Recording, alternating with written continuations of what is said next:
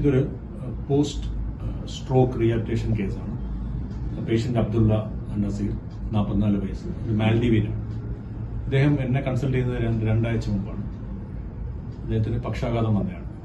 Medical term CVA എന്ന് പറയും, cerebro vascular accident.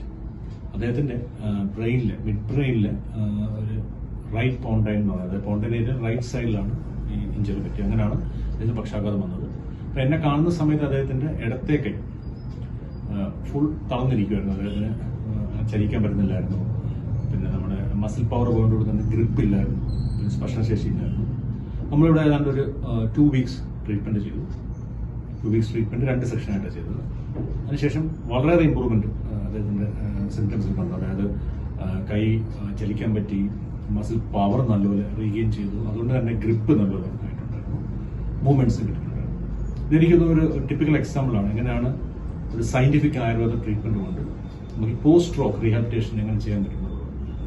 പലപ്പോഴും നമ്മൾ കാണുന്നതെന്ന് പറഞ്ഞാൽ ഇപ്പോഴത്തെ കാലത്ത് ഈ സ്ട്രോക്ക് ഒക്കെ വന്നു കഴിഞ്ഞാൽ പല പേഷ്യൻസും ഒരുപാട് വർഷങ്ങൾക്ക് ശേഷമൊക്കെയാണ് ആയുർവേദ ട്രീറ്റ്മെന്റ് വരുന്നത്. എപ്പോഴും ഈ post stroke immediate treatment of course modern medicine തന്നെ ചെയ്യണം.